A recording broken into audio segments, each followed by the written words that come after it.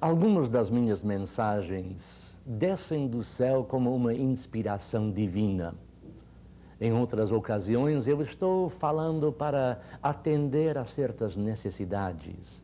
Pessoas problemáticas trazem para mim, em gabinete pastoral, problemas que são mais do que pessoais, problemas de modo geral, que eu estou resolvendo através do ensinamento bíblico. Mas esta meditação hoje é fruto de muitos anos de experiência. Outro dia eu estava perguntando: por que cai o homem de Deus? Por que desmancha de repente um casamento que todo mundo acha sólido? Por que sai de uma igreja um diácono que durante alguns anos servia a Deus de maneira fiel, um homem prestativo, um homem submisso, e de repente sai para nunca mais voltar? Este homem foi capturado pelo diabo, ele caiu numa cilada. E como é que esse grande nome, de repente, é manchado de tal maneira que não tem mais crédito? Eu estava perguntando isto ao Senhor outro dia, e Ele me dirigiu a uma referência bíblica. Eu abri a minha Bíblia em Isaías capítulo 12, aliás, capítulo 14, versículo 12. E eu li o seguinte: como caíste do céu, ó estrela da manhã, filho da alva, como foste lançado por terra, tu que debilitavas as nações. E depois eu continuei. Tu dizias no teu coração: eu subirei ao céu, acima das estrelas de Deus exaltarei o meu trono. E no monte da congregação me assentarei nas extremidades do norte. Subirei eu acima das mais altas nuvens e serei semelhante ao Altíssimo. Meu amigo, eu estou falando sobre o pecado espiritual, sobre uma doença fatal para o corpo, para a alma e para o espírito, que nada menos é do que orgulho. É orgulho que derruba um casamento, que desaponta o diácono que tem pretensões na igreja. É aquele espírito que entrou num dos três arcanjos chamado Lúcifer. Ele disse: eu serei igual ao Altíssimo. Então, esta mania, este orgulho, destrói as entranhas do espírito de uma pessoa, tornando-a inútil para a obra de Deus e uma pessoa caída à beira da estrada da vida.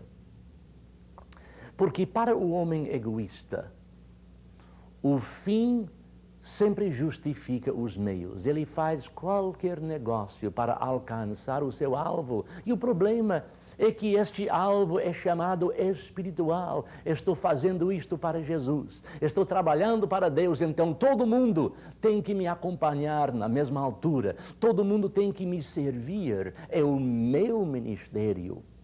Você vai ouvir esta frase muito na conversa: é o meu ministério. Deus me chamou para ser o líder, para ser aquele diácono, para ser aquele evangelista, aquele pastor. Então, esta pessoa começa a usar pessoas. Pessoas se tornam objetos para o orgulhoso. Para aquela pessoa, sucesso é um ídolo. É o tudo na vida. Pois bem, esta pessoa não aceita reconhecer os seus defeitos. Se é que ela tem defeitos, são negados, ou ao menos tolerados, desculpados. Eu conheço um grande homem de Deus que se divorciou. Ele disse para mim um dia: Roberto, eu sou importante para Deus, veja o que eu estou fazendo. E esta mulher não estava me acompanhando à altura, não estava apoiando o meu ministério. Então, eu achei por bem para conquistar aquele alvo, desfazer este casamento. E esses homens sempre se casam com mulheres mais jovens e mais bonitas, por sinal não é verdade. Mas ele justificou o que a Bíblia não permite, por causa do seu ministério. Ele se achou tão importante que podia negar as regras espirituais. Ele se colocou acima da moral. Ele se colocou acima da orientação bíblica. Por quê? Porque entrou no seu espírito uma doença fatal que se chama orgulho. A Bíblia diz que Deus resiste aos soberbos e dá graça aos humildes. Ser resistido por Deus deve ser uma das sentenças mais pesadas possíveis. E o orgulhoso não sabe disto. Ele anda criando o seu mundo. E o seu mundo está cheio apenas de pessoas e coisas que contribuem para o seu sucesso. E quantas são as vezes que eu caí nesta cilada. Eu me lembro no início do meu trabalho aqui, que eu justifiquei qualquer crítica, porque, ora, o orgulhoso não admite ser criticado, porque ele sempre tem razão. Eu cheguei ao Brasil em 1960 para ganhar o Brasil para Cristo sozinho, se fosse necessário. Eu achei que os outros estavam realmente passando o seu tempo, marcando o tempo, e eu fui altamente criticado por um homem batista e outro presbiteriano. Eu subi ao púlpito naquele dia, eu me lembro agora com lágrimas. Eu disse, está vendo? Eu estou fazendo muito mais do que eles e eles estão me criticando, e isto é prova de que eu estou sendo mais usado do que esses pobres coitados que estão criticando o servo de Deus que está realmente fazendo maravilhas. Veja como o coração do homem se engana.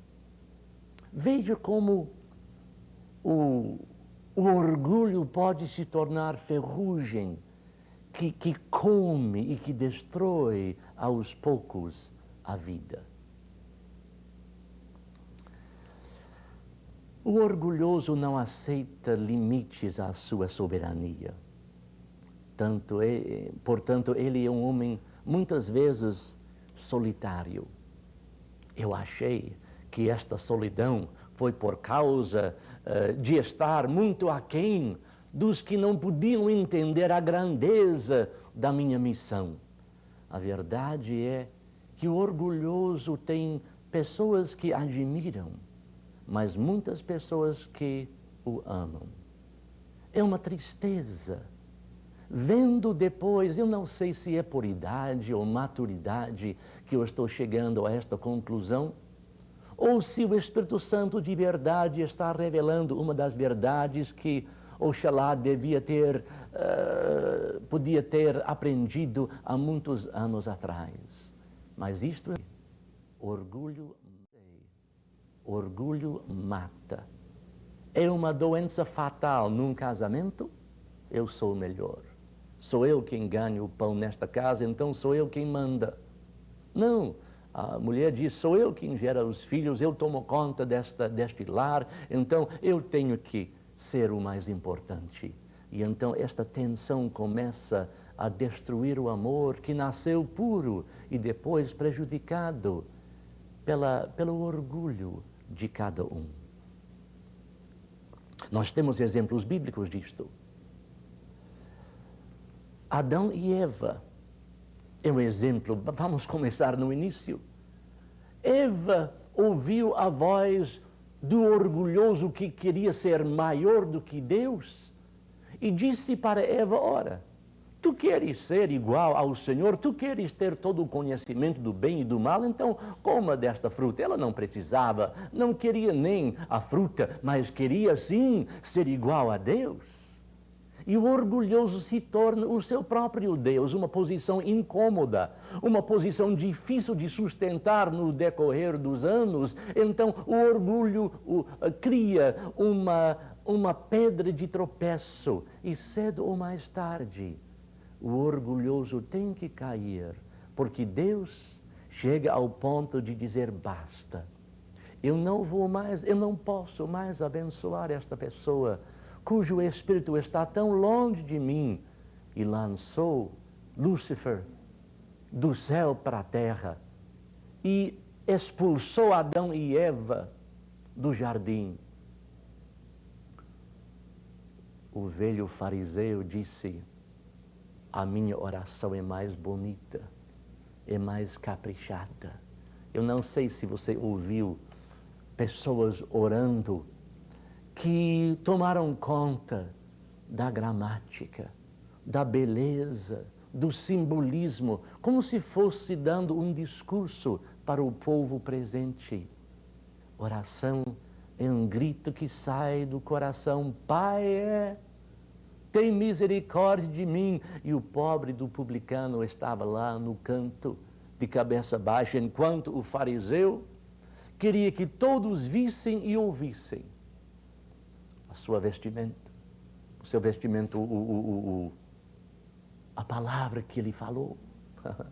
Coitado, e não sabia que estava morrendo de uma doença fatal. O problema é que o mundo promove, o mundo dá todos os seus prêmios e honras para a pessoa que alcança, para a pessoa que chega. E nós somos treinados desde a infância a funcionar bem, a agir bem, a conquistar aquela montanha, a subir aquela montanha, a vencer os obstáculos. E as honras que o homem troca com o seu próximo são prêmios do seu sucesso e são provas do seu orgulho. Eu acho que, na grande maioria, as honras que recebi me prejudicaram. Porque eu cheguei a pensar, conforme esse manuscrito, badalando o bispo, badalando o pastor, badalando o doutor, badalando o homem internacional, e eu aceitei, com uma cabeça mais ou menos curvada, uma modéstia fingida, mas no fundo do coração, eu achei que realmente eles estavam fazendo justiça finalmente. Como o homem pode chegar a este ponto? Pelo seu sucesso. Porque o orgulhoso, às vezes, tem uma certa razão, porque ele está fazendo mais do que o outro. Mas os danos interiores são tremendos, são terríveis. Ele está se destruindo, mas acumulando no passar do tempo os símbolos do seu sucesso, até que finalmente os símbolos se tornam a razão da sua vida. Muita gente quer, eu não estou falando sobre coisas tão banais como o carro do ano, um grande apartamento e estas outras coisas materiais, mas as honras e o respeito e aquela palavra de submissão que o orgulhoso precisa, porque ele se alimenta da humildade dos outros. Ele vive do sim, Senhor. Ah, o Senhor tem toda a razão, o Senhor vai alcançar, o Senhor vai ser aquele homem de fé e de poder, aquela pessoa respeitada e honrada.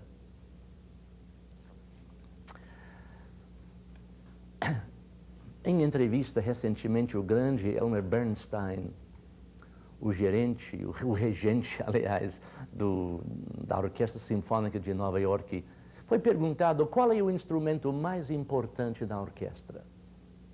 Então ele disse o segundo violino. Por quê?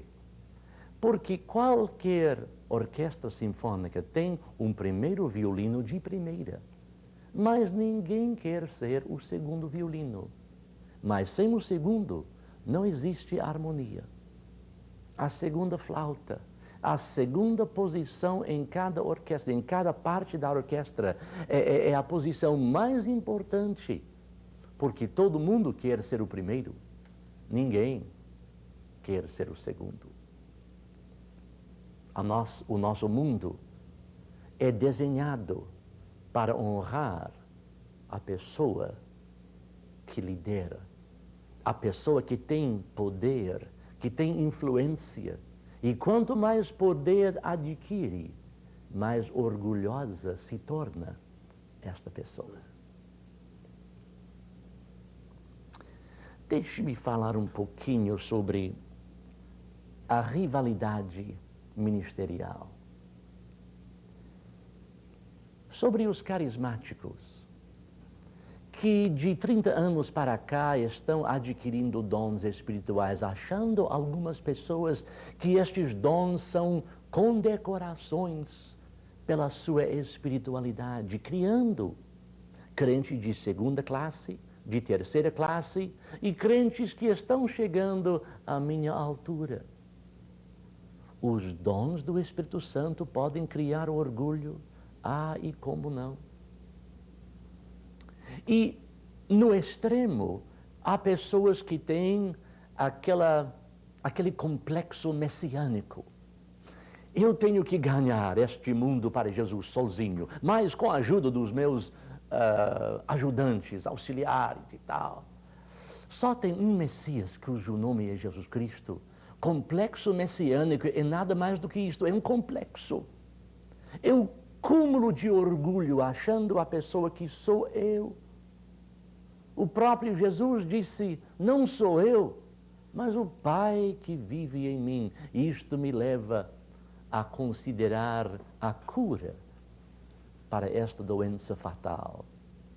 A cura, obviamente, de orgulho é humildade. Porque o orgulho leva a coisas trágicas, a violência, se não física, verbal. O orgulhoso tem uma língua afinada que pode cortar em pedaços qualquer pessoa que não lhe agrada, que não chega à altura, que não contribui para o seu bem-estar. E as igrejas estão cheias desta doença. Eu prefiro ter tuberculose correndo de pulmão em pulmão do que um diácono orgulhoso, ou um pastor orgulhoso, ou um presbítero cheio de si. Porque Deus resiste a esta pessoa. E mais cedo ou mais tarde ela cai. E a ruína é tremenda. Grande é a ruína das pessoas orgulhosas, que levam não apenas o galardão para a sua própria pessoa, mas que destroem pessoas ao seu redor. O orgulho cria divisão e confusão numa casa, no ambiente espiritual. Contendas. Quem será o primeiro? No final de 3 anos, andando um dia os discípulos querendo saber quem será o primeiro no reino. Jesus, eu tenho 2 filhos, que um fique ao seu lado direito e o outro ao seu lado esquerdo. Por favor, eu sou uma mãe que estou zelando pelo bem-estar dos meus filhos. Jesus disse, não é nada disto.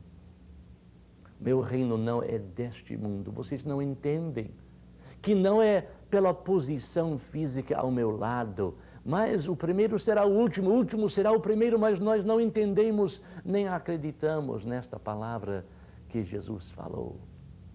Então nós permitimos estas coisas.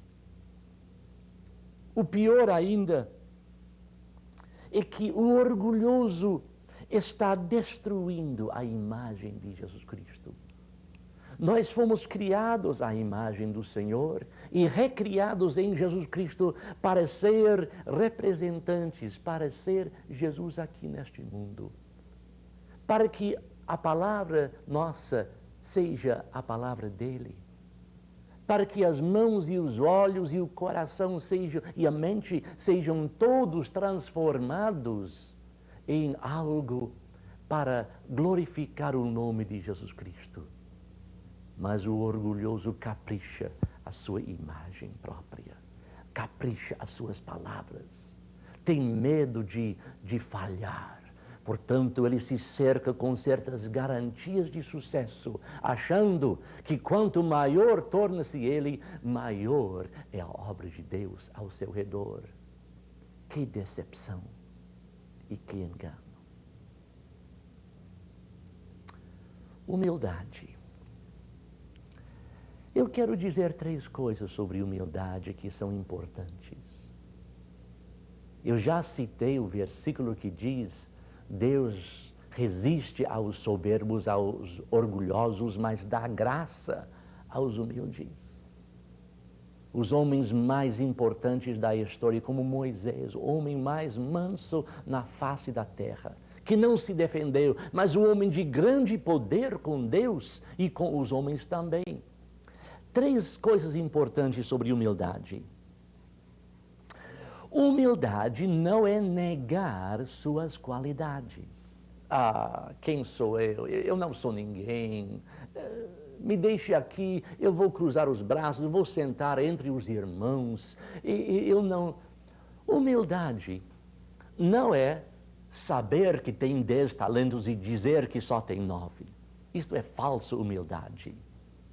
Humildade não é ser menos do que você é, mas é, isto sim, atribuir a Deus tudo o que você é, porque se eu tenho 2 talentos, são esses talentos que Deus me deu. Se eu tenho 5, então a culpa não é minha, eu sou o que sou. Se eu tenho capacidades, eu não vou negar. Eu estou falando agora pessoalmente, eu não vou negar certas capacidades intelectuais que Deus me deu, um discernimento que Deus me deu, um talento com as mãos que Deus me deu, até bater máquina, até fazer coisas simples. Deus me deu um certo jeito para fazer, e se eu faço melhor ou pior do que os outros, sou eu. Mas eu tenho que dizer que não sou eu, mas é Cristo que vive em mim. Paulo, o homem que tinha toda a razão para se orgulhar da sua capacidade intelectual, da sua influência, dos seus feitos, do seu sucesso, disse: não sou eu, mas é Cristo que vive em mim. Ah, que homem humilde, não, um homem honesto. Homem honesto. Porque Paulo sabia que sem Cristo ele não era nada. Ele não podia pregar. Eu tenho uma certa facilidade de fala. Mas a verdade é que eu era gago. Durante 12 anos de colégio, de escola, eu gaguejava.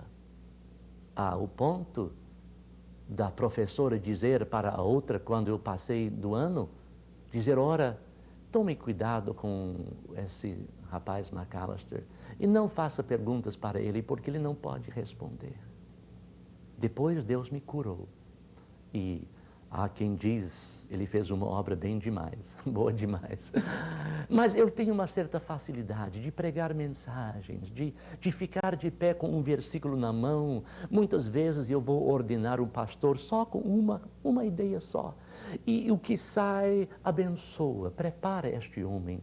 E eu não nego esta capacidade de pregação. Em qualquer lugar, bota 50.000 pessoas na minha frente ou 5 pessoas, não há diferença. Eu já preguei para 100.000 pessoas. Eu já fiz conferências até perante doutores da lei, doutores em filosofia no Vaticano. Mas, ora, antes eu disse: Deus, eu não posso, quem sou eu? Mas sabendo que intelectualmente eu poderia fazer. Mas cada vez que eu entro no púlpito, depois de quase 40 anos de ministério, eu digo: Deus, ajuda-me a abençoar uma pessoa. Não é que eu não sei quem sou, eu sei quem sou. Eu sei quem Deus criou nesta casca de pele e ossos e sangue e músculos. Mas a Ele seja a honra e a glória por qualquer coisa que sai da minha boca, qualquer obra das minhas mãos, Isso não é falsa humildade. Isto é um reconhecimento que sem Ele eu sou um pobre coitado que nada pode fazer. Humildade, então, não é ser menos do que você é, e sim atribuir ao Senhor tudo que você é. Humildade não é deixar de fazer coisas grandes. Não é chegar ao ponto de desistir de realizar, em o nome de Jesus Cristo, coisas até grandiosas. Eu estou enfrentando um dos desafios maiores da minha vida durante estes dias, porque a crise se instalou, a crise econômica, e eu estou tentando criar uma casa carismática para 400 pessoas dormirem, para 400 pessoas ouvirem a orientação bíblica, para 400 pessoas sentadas em comunhão de mesa, trocar ideias e entender o espírito do seu próximo. Eu não vou desistir disto agora, entendendo que orgulho mata. Eu não vou dizer agora por isso eu vou me proteger do problema e eu serei uma cifra, eu não serei ninguém, eu não farei mais nada. Isto seria uma ofensa a quem instalou, a quem embutiu em mim capacidade para crer. Não sei se você está me entendendo. E quando eu preguei esta mensagem aqui na igreja, eu tinha que perguntar: vocês estão me entendendo? Não é que eu vou ser menos ou fingir que sou menos. Isso não é humildade. Não é que eu vou fazer menos ou dizer: meus irmãos, se Deus quiser, então vamos tentar fazer. Não, eu sei o que Deus quer, porque Ele me falou. Eu sei que através desta ajuda mútua, junto com milhares de pessoas, eu hei de alcançar esta realidade que era uma visão. A voz de Deus falando comigo, eu tenho que obedecer. Eu não vou negar esta voz de Deus. Portanto, eu tenho que dizer, tudo que eu fiz até hoje, tudo, eu não enumerar as coisas. Quem me conhece já sabe que eu fiz certas coisas boas no ministério e na vida. Eu tenho 2 filhos maravilhosos que estão seguindo a Jesus Cristo, quem eu não sou culpado por isso. Um dia o Senhor me disse: eu vou salvar os seus filhos. Desde então eu não orei por eles. Eu tinha confiança naquilo que havia falado no meu coração. Então, enquanto até parentes meus estão perdendo os seus filhos, eu não posso ter o orgulho de ter salvo. Eu não salvei os meus filhos, foi Jesus. Foi Cristo Jesus. Eu fiz o máximo dentro das... Mas eu prejudiquei também. Porque no início do trabalho aqui no Brasil, eu sacrifiquei a minha família. Eu sacrifiquei a minha saúde.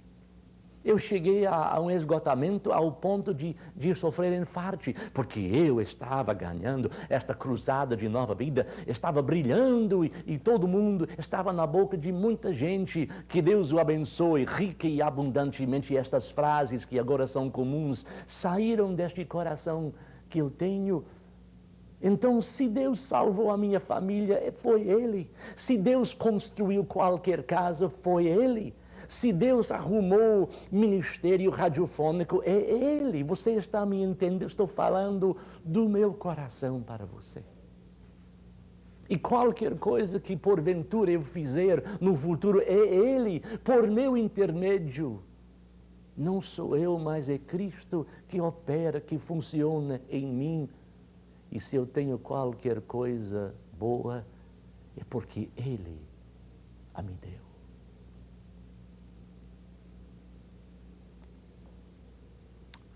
O humilde não se esconde. Virar uma pessoa enclausurada, sair, fugir do mundo, não é a maneira de mostrar humildade. Desaparecer É verdade que João Batista disse, eu tenho que desaparecer e ele tem que crescer. Isto é verdade, mas eu estou falando fisicamente. Eu não vou fugir do lugar onde Jesus me colocou. Eu não vou deixar de fazer as coisas que Ele me inspira para fazer, mas eu vou atribuir a Ele toda a honra e toda a glória, porque a Ele merece.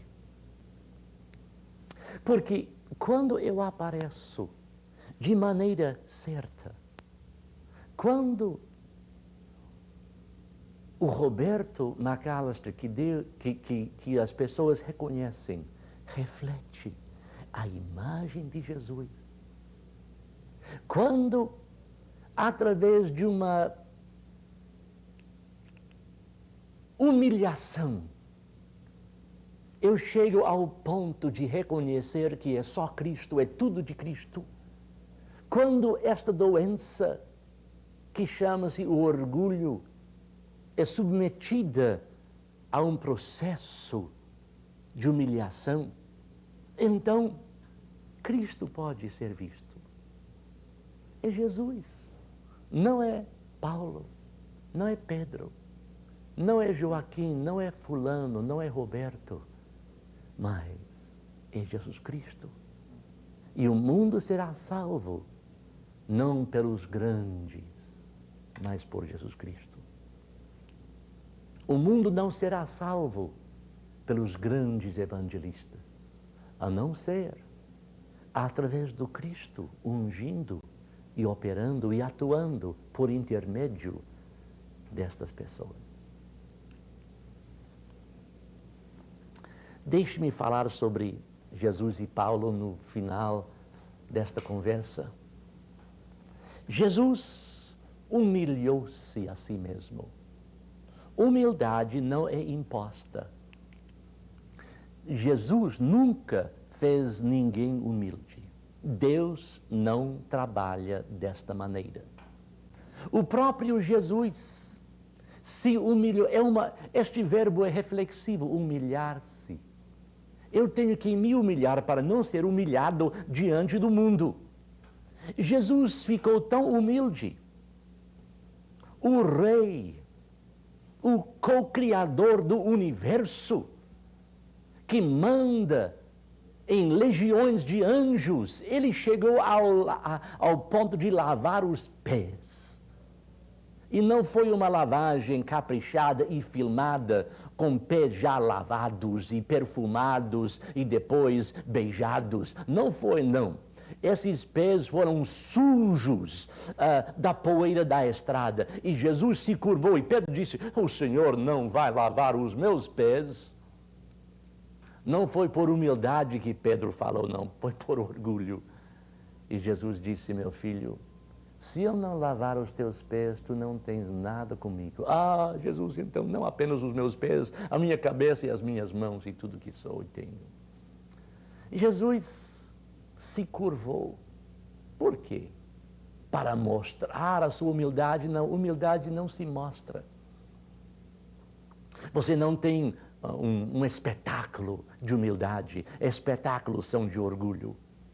E Jesus, portas fechadas, deu uma mensagem ilustrada para os seus apóstolos, para os homens que iam levar esta mensagem gloriosa do Evangelho para o mundo inteiro. Ele disse, ora, eu estou lavando os teus pés, Pedro, para que você possa entender que lavar os pés de um subornado não é humilhação, mas faz parte de uma expressão divina.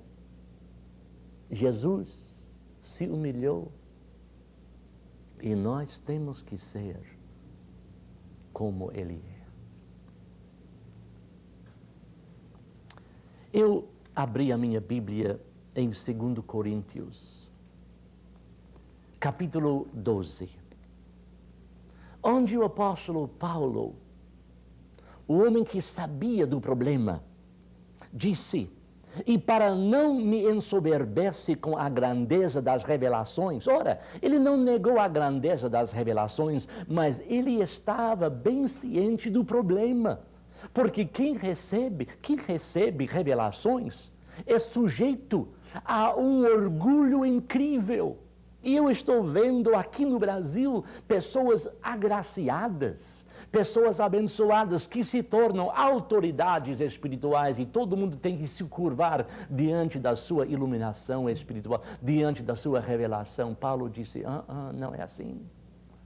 Ele continuou, e para que não me ensoberbece com a grandeza das revelações, foi-me posto um espinho na carne, mensageiro de Satanás, para me esbofetear, a fim de que não me exalte. Deixe-me fazer uma pausa aqui um instante. Esta exaltação é coisa que se faz para si mesmo, ou as outras pessoas estão criando um mito, um ídolo, colocando no pedestal o seu pastor, o seu líder, o seu evangelista, o seu diácono, a sua diaconisa, aquela pessoa que realmente colocou a sua mão na cabeça e o meu filho foi curado, então é Deus no céu e o bispo Roberto na terra. Paulo disse, ora, para me ajudar, eu agora reconheço que foi-me posto um espinho na carne, mensageiro de Satanás, que me chateava a vida. A definição deste espinho, deste mensageiro, é para outra hora. Mas o apóstolo Paulo disse, ora, no próximo versículo, por causa disto, 3 vezes pedi ao Senhor que o afastasse de mim. Ora, ninguém quer sofrer, muito menos o apóstolo Paulo. Ele se achava mais limitado por causa deste espinho na carne, mas por causa das revelações, para evitar o orgulho, para evitar esta posição de grandeza, para não me exalte, foi-me posto este espinho. E ele chegou a entender a razão. 3 vezes disse, Deus, Pai, me liberte desta coisa. E Deus disse não. Por quê? Porque não. Mas eu estou fazendo viagens missionárias, eu estou curando. Veja, naquela ilha eu curei todo mundo, em teu nome, claro, mas então alivie, por favor, me liberta deste mensageiro de Satanás. E Deus disse não. Então, versículo 9, então ele me disse, o Senhor me disse, a minha graça te basta, porque o poder se aperfeiçoa na fraqueza. Meu Deus, será que é verdade? De boa vontade, pois, mais me gloriarei nas fraquezas, para que sobre mim repouse o poder de Cristo. Volte a câmera para cá, versículo 9. É uma coisa tão gloriosa e tão difícil de entender. Parece que o apóstolo Paulo enlouqueceu de vez. Porque ele disse, agora eu vou me acomodar. Agora eu sei a razão deste espinho na carne. E eu pedi que Deus tirasse de mim quantas? 3 vezes. E Deus disse, não, meu filho, a minha graça te basta, é suficiente. Portanto, ele disse, ora, eu me gloriarei nas fraquezas. Mas o orgulhoso não é fraco. Eu conheço um pastor tão orgulhoso que quando doente não quer que ninguém saiba. Ninguém pode saber que ele tem dor nas costas, ou dor de cabeça, ou problema de hérnia. Então ele ocultou até o último momento. E quando teve que ser operado de hérnia, ele achou-se no mais profundo dos abismos, porque o que o povo vai pensar de mim? Eu estou curando enfermos e eu doente?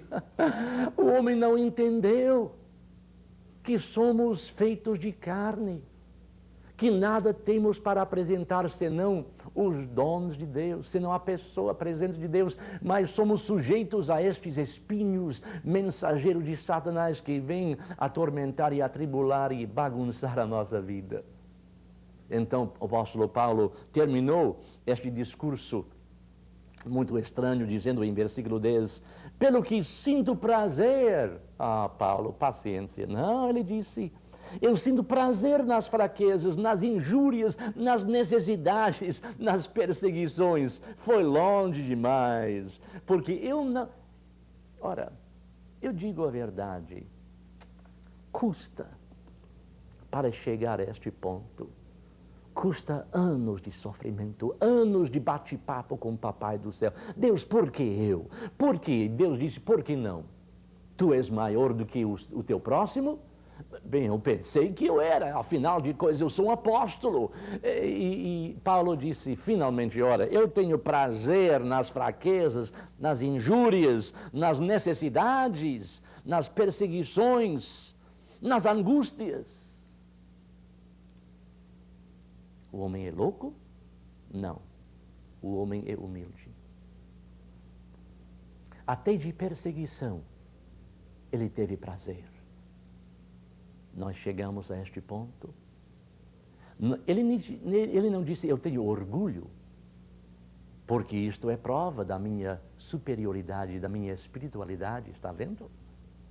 Não, ele disse, ora, a razão deste prazer. Eu sofri estas coisas, disse ele no final do versículo, por amor de Cristo. Porque quando sou fraco, então é que sou forte. Quando sou fraco, então é que sou forte.